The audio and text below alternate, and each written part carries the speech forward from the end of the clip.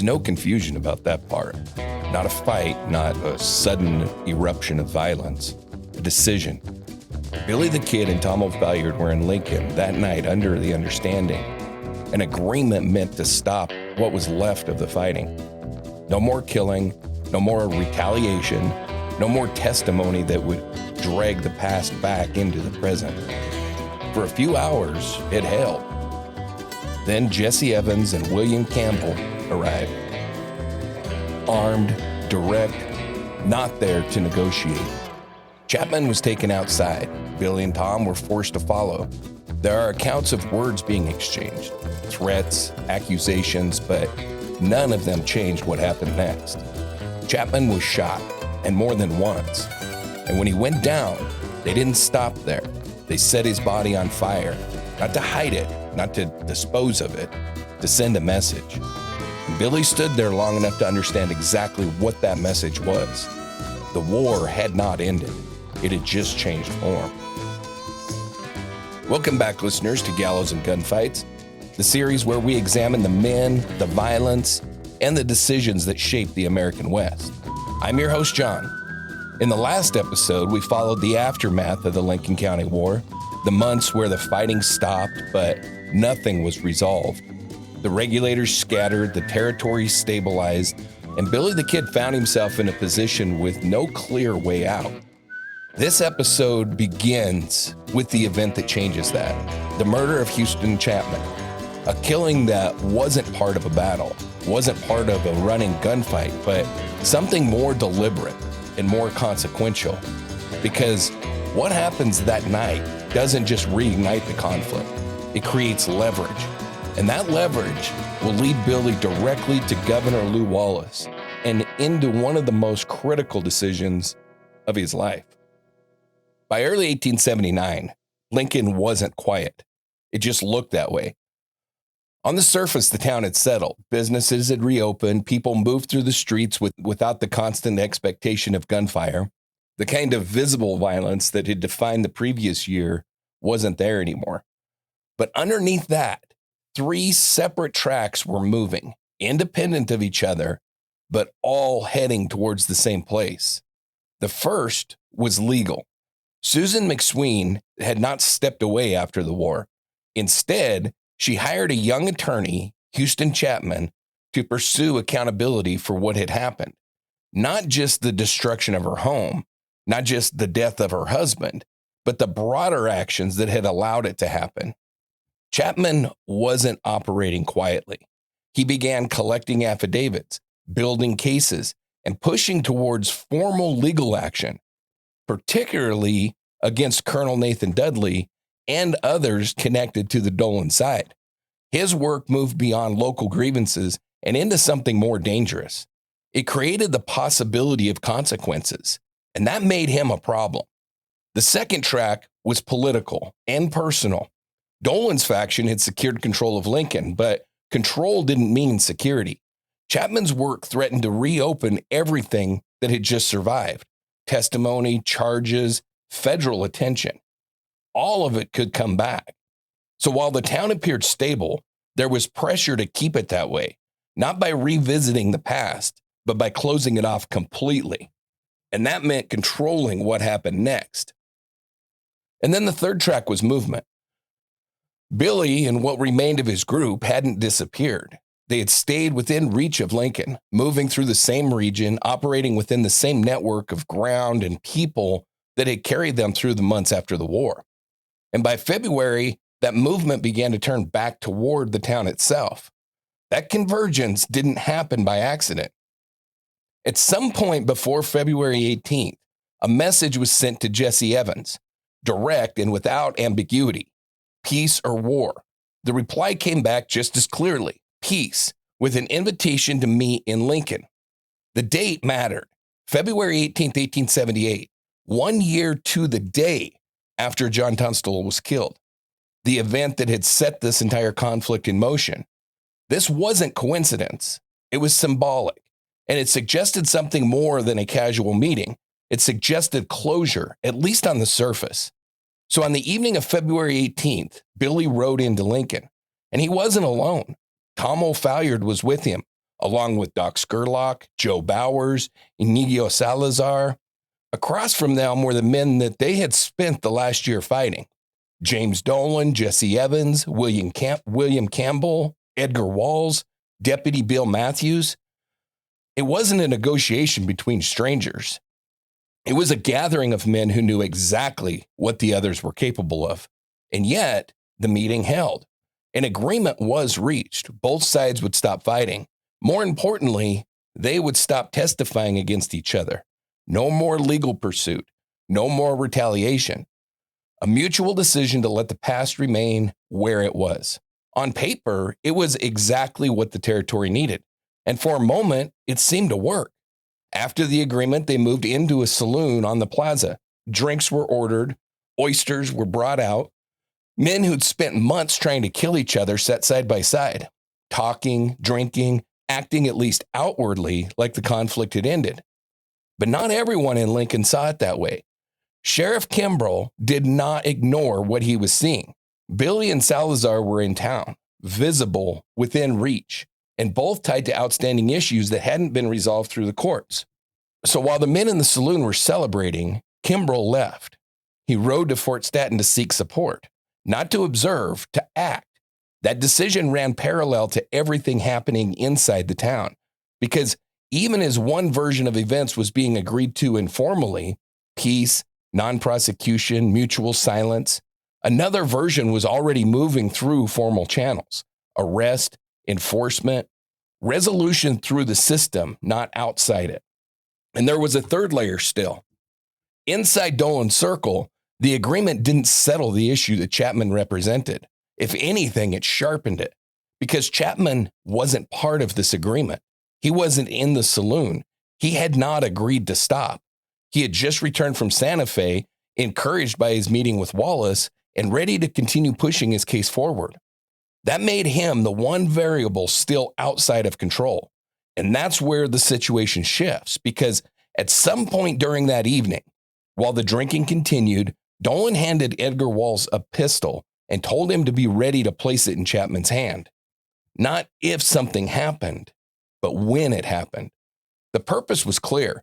If Chapman could be killed in a way that looked like self-defense, then the problem would be removed and the appearance of legality would remain intact. Walls refused. Billy at one point indicated that he would do it, and then he stepped back. Not because the idea didn't make sense within the environment, but because of what it required. Because once that line is crossed, there's no version of the agreement that still exists. By the time the night settled over Lincoln, all three tracks had converged. A legal case was moving forward, a peace agreement built on stopping that case, and a plan forming to remove the one man who had not agreed to stop. And Billy was sitting in the middle of it all, believing the first version, while the second and the third were already in motion. The agreement did not fail immediately. For a few hours, it held. The men who had just spent the last year trying to kill each other stayed in Lincoln. They drank, they talked. They occupied the same space without violence, which, under the circumstances, was enough to suggest that something had changed. But nothing about the situation was stable, because the agreement only applied to the men who made it, and Chapman wasn't one of them. So late that night, he came down the main street of Lincoln, moving through the same town where the agreement had just been reached, returning from his work and from time spent with Susan McSween. He wasn't moving cautiously. There's no indication that he expected what was about to happen. And within minutes, he was no longer alone. Jesse Evans and William Campbell stepped in front of him. They weren't alone either. Other men were nearby, some on the street, some in the doorway of a saloon, close enough to close the space, close enough to control it. Billy and Tom O'Falliard were there, and once the confrontation started, they were no longer free to move. Guns were out, not raised in confusion, but held in a way that made the situation clear. No inference, no leaving. Whatever was about to happen, they were going to stand there and see it. Chapman didn't back down. There are accounts of him refusing to be humiliated, refusing to comply with what was being demanded of him. He knew who he was dealing with. He knew what side they were on. And he said so. That was enough. The distance closed, shots were fired at close range, more than one. Chapman went down in the street. There was no attempt to help him, no effort to stabilize the situation after the shooting. Instead, something else happened. His body caught fire. Whether from muzzle flash, spilled liquor, or both, his clothing ignited, and he burned where he fell, in the open, in the street, in full view of the men who had just shot him, and of the men who had been forced to watch. The killing didn't end the moment that he hit the ground. It continued long enough to make a point. Then it was over. The men responsible didn't scatter. They didn't run. They went back towards the saloon, talking, drinking, describing what had just happened in terms that made it clear that this had not been accidental or uncontrolled. Inside, the situation shifted again. Dolan moved to shape what came next. A pistol was handed off with instructions to place it in Chapman's hand to create the appearance of justification after the fact. That didn't happen. The man that he gave it to refused, and in that moment, the difference between what had been done and what could be claimed about it became harder to manage. Billy was still there, and at that point, his position was becoming more dangerous by the minute. He had been present, seen, placed within the events regardless of his role in it. That mattered because what came next would depend on what actually happened in the street. It would depend on how it was reported. So he made a decision not to stay, not to explain, to leave. He used the moment under the pretext of carrying out the staged version of events to step away from the group. And instead of returning to the body, he went for a horse. Tom O'Phalliard and Inigo Salazar moved with him. Within minutes, they were out of Lincoln, riding hard towards San Patricio, putting distance between themselves and a killing that was already beginning to take shape as something larger than the moment itself. Now, behind them, Chapman's body remained in the street. By the time law and military presence arrived later that night, he was still there. The agreement that had been made earlier that evening, peace, no retaliation, no testimony, was already gone. By morning, Lincoln knew. There was no version of the night that stayed contained. Chapman's body had been left where he fell, in the street, burned, very visible. And by daylight, there was no controlling how that would be understood. Word moved quickly. Not just that he had been killed, but how. Who had been there and who had done it. And who had been forced to stand there and watch. And that last part mattered because Billy's name was already known, already tied to prior violence, already moving through the same conversations that defined what happened over the last year.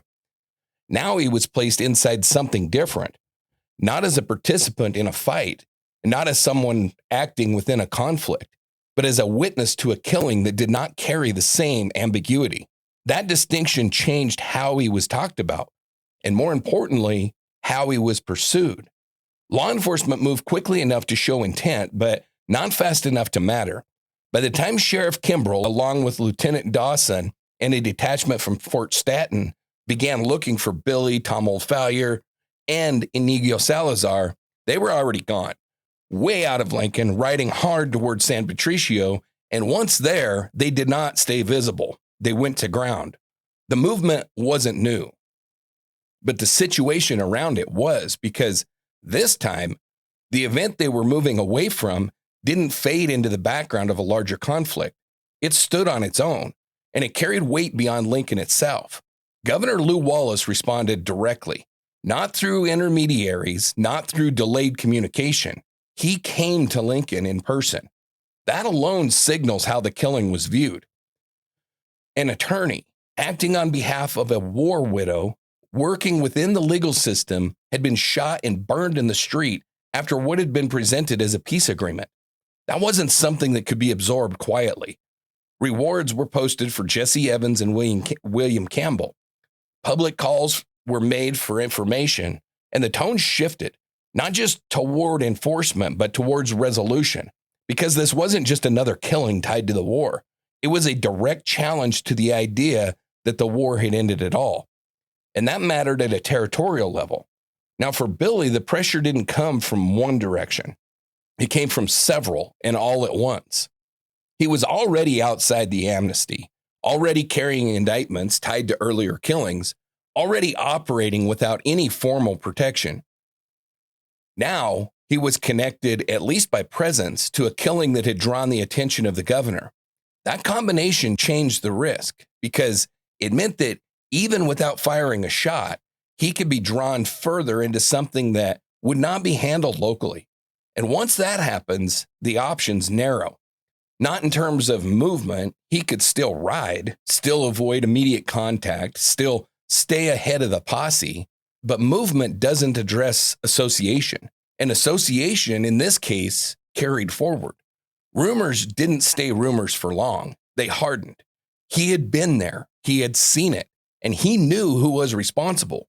That became the narrative. And that narrative had value, not to the men he had been riding with, but to the one man now trying to bring order to the territory, because information is leverage. And in this case, Billy had something very specific, not speculation, not secondhand accounts, presence. He had been in the street when Chapman was killed, close enough to identify who had fired, close enough to describe how it happened. And that kind of detail isn't easy to replace. It can't be reconstructed cleanly after the fact. It has to come from somebody that was there. Now, at the same time, his own position had not improved. If anything, it had become more exposed because he was now tied, at least in conversation, to a killing that carried political weight, which meant whatever happened next would not be handled as routine. It would be watched and potentially pursued at a higher level than anything he had been involved in before. So what develops over the next several weeks isn't immediate action. It's recognition that the situation has changed, that continuing the same pattern, moving, avoiding, staying just ahead, doesn't resolve anything tied to this event. And that for the first time, what he knows may be more valuable than what he can outrun. After Chapman was killed, Billy did not go back to Lincoln. He stayed out. San Patricio gave him distance, not just from the town, but from whatever version of the story was forming inside it. He, Tom O'Fallard, and Inigo Salazar kept their heads down, letting the situation develop without placing themselves back inside it too quickly. That pause matters because nothing about what happened on February 18th settled immediately. Investigations started, statements were taken, and the killing didn't stay local. Governor Lew Wallace had come to Lincoln in person. And that alone marked the difference between this and everything that had come before. This wasn't just another incident tied to a running conflict. It was a public execution in the street after an agreement that was supposed to end the violence. And Wallace treated it that way. Arrests followed. Jesse Evans, William Campbell, even Dolan came in. That kind of movement didn't guarantee outcomes, but it did signal intent. The territory was going to address this. Now, while that was happening, something else was taking shape around Billy. Not pursuit, position. Because from that point, two things were clear. First, he had been there. That wasn't rumor anymore. It had been formally established. Second, he was one of the only men who could describe exactly what happened. Not what people thought happened, not what could be reconstructed afterwards, what actually occurred that night in the street. Who fired, who was there, who gave direction. That information was valuable, and Billy understood that. At the same time, his own situation hadn't improved. He was still outside the amnesty, still carrying the indictment, still operating without any protection that would allow him to resolve those charges through normal channels, which meant he was in a position where he had something the governor needed, and the governor controlled something he couldn't get any other way. That's where the decision comes from. Not desperation, but leverage. So on March 13th, 1879, Billy put that in writing. From San Patricio, he sent a letter directly to Wallace. The tone is controlled, respectful in form, but direct in intent. He addressed Wallace properly, acknowledged his own situation, and then moved immediately to the point. He could identify the men responsible for Chapman's murder. He could, quote, put them up. And in exchange, he wanted protection, not temporary, not informal, protection that would prevent him from being hanged for his actions tied to the war, many of which, he argued, had been attributed to him whether he was responsible or not. He made it clear that he would not come in without that assurance. This wasn't a confession. It wasn't an attempt to clear his name outright. It was a trade. Information for immunity. Testimony for a reset. And importantly, it was structured in a way that made sense to both sides because Wallace needed something more than arrest. He needed testimony that would hold, something that could stand in a courtroom, tie individuals to specific actions, and establish that what happened in Lincoln was not just chaos, but something that could be prosecuted. Billy provided that, and Wallace recognized it. The response came quickly, not publicly, not through standard channels. Wallace arranged a meeting, private, controlled, set for the night of March 17th at the home of Justice of the Peace John Wilson in Lincoln. The terms were specific. Billy was to come alone, no witnesses, no attention. Because for this to work, neither side could afford exposure. Before we keep going, I want to take a quick second. If you've been listening to Dark Dialogue, you already know that this isn't just storytelling. Every episode is built around one goal, keeping the focus on the victim and working towards the truth. So if that matters to you, make sure that you're following the show on whatever platform you're listening on. And if you haven't yet, take a second to leave a rating or a review. It makes a bigger difference than people realize. And it's what helps these cases reach people who otherwise wouldn't even hear them. All right, so let's get back to the story. Now for Billy, agreeing to that meeting carried its own risk. He was returning to the same town that he had just fled, to a meeting with the man who represented the system that had already defined him as an outlaw. And he wasn't walking in unprepared. When he entered Wilson's house, he was armed. Revolver, rifle, and not for show, for control. Because whatever this was, negotiation, surrender, or something in between, it wasn't built on trust. It was built on necessity. Inside, the conversation was direct. Billy laid out what he knew, what he had seen on the night that Chapman was killed, who was responsible, how it happened, names, actions, sequence, and Wallace listened. And then he outlined the terms. Billy would give himself up, allow a controlled arrest, testify before the grand jury on Chapman's killing, and potentially other events tied to the war. And in return, Wallace would ensure that he was not prosecuted for those past actions. A pardon, not immediate, but promised. The structure mattered because the arrest had to be real enough to satisfy the public and the courts, and the cooperation had to be real enough to produce usable testimony. It wasn't an informal agreement. It was a process, one that required both sides to follow through. By the time that meeting ended, the understanding was in place. Billy would step into the system, not as a defendant, but as a witness. And Wallace would use that position to bring legal weight against the men responsible for Chapman's murder. On paper, it was clean, balanced, mutually beneficial, but it depended on something that hadn't existed at any point in this story so far: follow through. And that's where it begins to come apart. So after the meeting with Wallace, Billy did what he agreed to do. He came in, not informally and not halfway. He surrendered to Sheriff Kimbrell and allowed himself to be taken into custody in Lincoln, entering the system in exactly the way that Wallace had outlined. That mattered because the structure of the deal depended on it looking legitimate, not a backroom arrangement, not a private understanding, a formal process that could stand in front of a court. And from that point forward, Billy followed through. In April of 1879, he testified under oath, and not in general terms, not in speculation. He named names. He placed James Dolan and William Campbell directly at the scene of Chapman's murder. He identified Jesse Evans as part of it, and he laid out what he had seen in the street that night. It was exactly what Wallace needed. Not just an accusation, but sworn testimony. Something that could be used to move cases forward, and it worked. On April 28th, the grand jury returned indictments for Dolan, Campbell, Evans, charged in connection with Chapman's murder. And those indictments didn't stand alone. They were part of a much larger wave. Dozens of men tied to the Lincoln County War, over 200 counts in total, were brought forward across multiple cases: Tunstall, McSween, Chapman, and others. So on paper, it looked like accountability had finally arrived. The system was functioning, charges were being filed, testimony was being heard, and Billy had done his part to make that happen.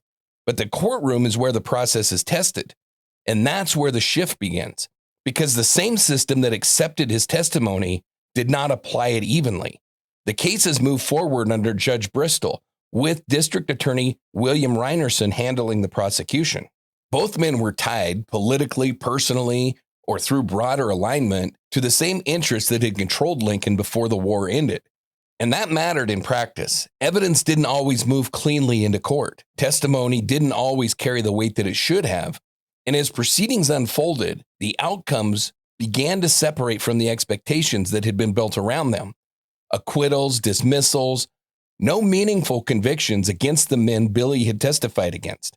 Despite the number of charges and despite the scale of the indictments, the result was the same. The men at the center of it walked free. Now, at the same time, Billy remained in custody. That was always part of the arrangement. He had to be present, available, able to testify. But once he'd done that, once the grand jury had acted, once the cases had been set in motion, the expectation was that his position would change, that the agreement would be honored. And that's where it breaks. Governor Wallace did act. He requested that Billy's indictments be dismissed, that the understanding reached in March be carried through now that Billy had fulfilled his role. But Wallace didn't control the prosecution. Reinerson did, and Reinerson refused. He didn't dispute that Billy had testified. He didn't deny the value of that testimony. He rejected the premise that it cleared him. From his perspective, Billy still faced charges, particularly the killing of Sheriff William Brady. And those charges remain valid regardless of any private understanding with the governor. That distinction mattered more than anything that Wallace had promised, because it exposed the limits of the deal. It had been made at one level of authority, but enforcement existed at another. And those two levels were not aligned. There are reports of conflict between Wallace and Reinerson, arguments, pressure, but none of it changed the outcome. Nothing moved. Nothing was dismissed. Billy stayed where he was, in custody, watching the men that he testified against walk free. Now time becomes a factor again, not in the way that it had been before, measured in movement and distance, but in waiting. Weeks passed, courts adjourned. The cases that had been built with his testimony produced nothing that justified the position that he had placed himself in. And still, no pardon, no dismissal, no written protection that matched what had been discussed. So by early summer, the situation was clear. He had done exactly what was asked of him. Met Wallace, surrendered, testified, created the record, and the system had taken that and left him in place. Still charged, still exposed, still facing the same consequences that he'd been trying to avoid. At that point, the nature of the decision changes, because this is no longer about whether the deal would be honored. It's about recognizing that it won't be. And once that becomes clear, then staying inside the system stops making sense, because it no longer offers a way out. It only holds you in place. So by mid-June, Billy was still in Lincoln, not in a cell, not under heavy guard, but still in custody, but not in a way that matched what his situation actually was. The arrangement had made sense earlier. When he first came in, the goal was access, keep him available to testify, not securing him against escape. He was being held under conditions that were closer to supervision than confinement, moved between locations, kept near people who could produce him when needed. And that worked as long as the agreement held. But once the courts finished their work and the structure didn't change, he remained in that same position, visible, accessible, and still waiting. And weeks passed without any kind of resolution. No dismissal, no written protection, nothing that matched what had been discussed in March. At the same time, the way he was being held began to matter more, because it wasn't built to contain someone who had decided to leave. There were no fortified walls, no continuous layered guard, no system designed around preventing escape. He was in a town that he knew, around people that he knew, with just enough freedom of movement that, under different circumstances, might have been interpreted as trust. By June, it wasn't trust, it was exposure. The men responsible for him weren't treating him like someone about to be executed. They were treating him like someone whose situation would be resolved on paper. That assumption created space, and Billy recognized it. Now, the exact sequence of how he left isn't preserved in detail. There's no minute-by-minute account, no single version that reconstructs every step from custody to open ground. But the outline is consistent. There was no confrontation, no exchange of gunfire, no deputies killed, nothing that resembles the kind of escape that he would later become known for. Instead, it was simple. He found a moment when the guard was light, possibly a single deputy, possibly no one immediately present, and he took it. That could have meant walking out of a yard, stepping through an unsecured doorway, or using the same freedom of movement that he'd been given to reach a horse and leave before anyone realized he was gone. However it happened in detail, the result is the same. He wasn't chased out. He wasn't forced out. He removed himself. Once he was clear of Lincoln, the next move followed the pattern that had already kept him alive. He didn't hesitate and he didn't stay nearby. He rode east, toward the Pecos, toward Fort Sumner, back into the ground where he had support, both Hispanic and Anglo networks that had sheltered him before and would do it again. That direction wasn't random. It was the one place where he could reestablish control over his situation quickly.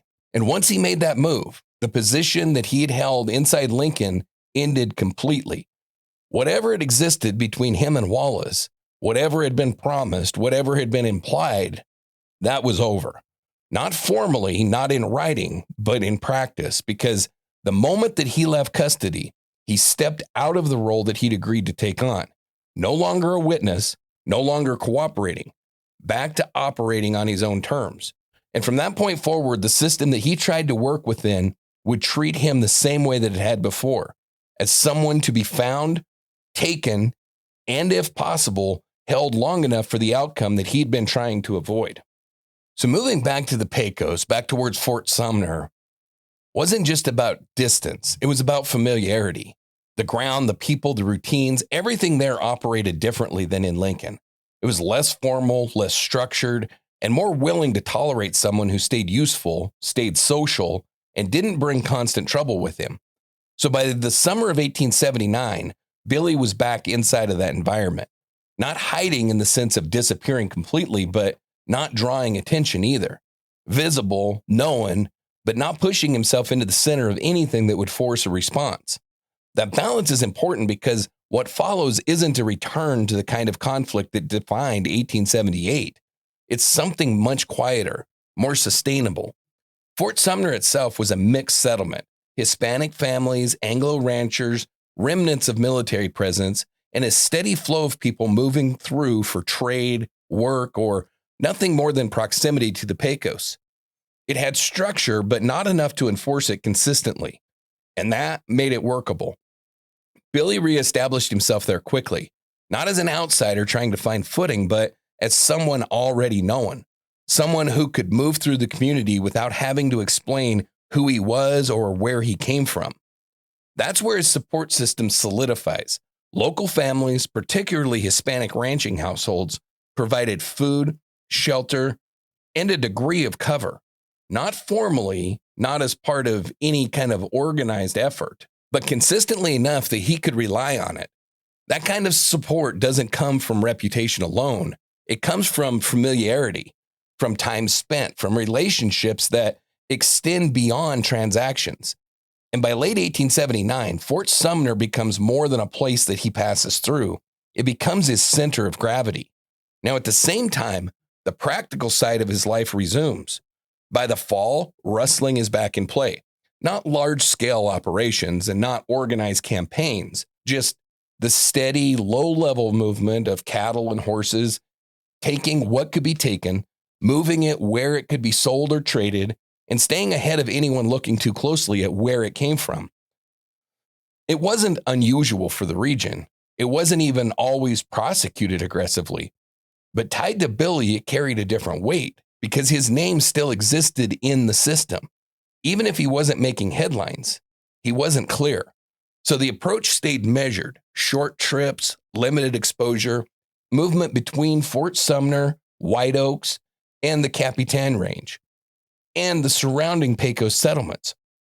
Always enough activity to sustain himself, never enough to force a concentrated response. And around him, a smaller circle begins to take shape again. Tom O'Fallard remains consistent. Charlie Bowdry appears regularly. Other young writers move in and out, less fixed, less documented, but part of the same orbit. Not a formal gang, nothing structured, but stable enough to operate, and importantly, familiar with the same ground. That combination creates something that works, at least temporarily, because it allows him to exist in a space where he's known but not constantly pursued, active but not openly challenged, present but not the focus of immediate action. At the same time, nothing has changed on paper. The indictments from Lincoln still exist. The Chapman situation hasn't been resolved in a way that clears him, and whatever understanding he had tried to build with Wallace was gone. But those realities don't press in the same way during this period. Not day to day, because he's no longer inside the system. He's outside it again, operating in a way that avoids forcing a response. That's what defines the latter half of 1879. Not escalation, not retreat, stability. A version of life that works as long as nothing disrupts it. And for several months, nothing does.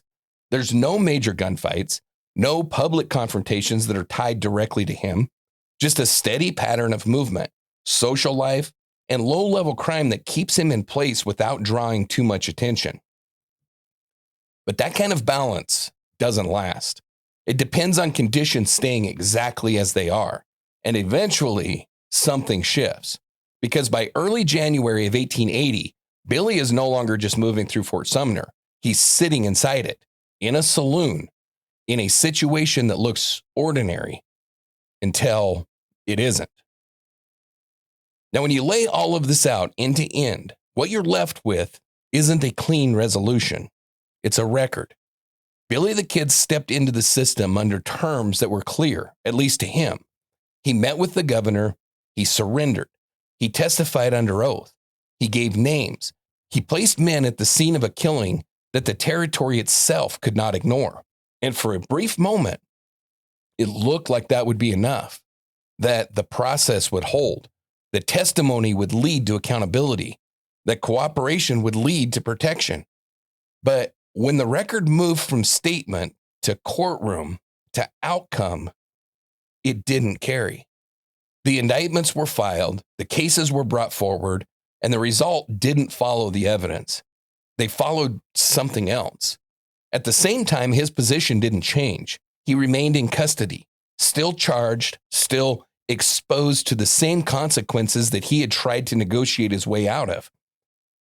That's where the weight of it sits. Not in the agreement itself, but in what happened after both sides acted on it. Because Billy did what was asked of him, and the system did what it chose to do with it. And when those two things don't align, the outcome isn't neutral. It forces a correction, not on paper, in behavior. Leaving Lincoln in June wasn't a reaction to the moment. It was a conclusion that the path that he had tried, working inside the system, trading information for protection, wasn't going to produce a different result. So he stepped back out, not into something new, back into something that he already understood well. Movement, control over his own position, and a way of operating that didn't depend on anyone following through on a promise. From that point forward, the roles are clear. The territory sees him as someone who escaped custody and returned to outlaw activity. Billy sees the territory as something that he already tested and something that failed him. That divide doesn't close. It widens, and it carries forward into everything that follows.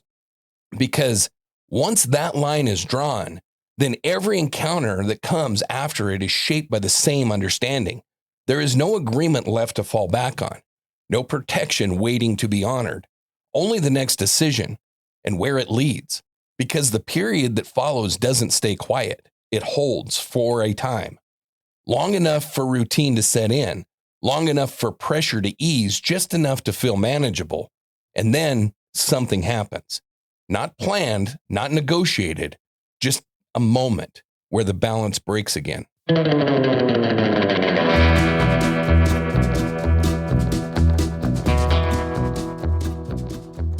If you're following this story, make sure that you're subscribed to Gallows Gunfights wherever you're listening. This series continues episode by episode, and the next one picks up right where this one leaves off. And if you want everything that we produce across the network, from deep investigative cases to the other series that we're building, follow the Dark Dialogue Podcast Network. That's where every show, every episode, and every new release comes together in one place. You can also support the work directly. Visit darkdialogue.com for full episodes, case breakdowns, and updates across the network. For additional content and support, we have Patreon, Coffee, Substack, all linked in the description notes. And if you haven't yet, take a second to follow, rate, and review. That's what helps this reach the people who are looking for it. Because out here, nothing stays buried.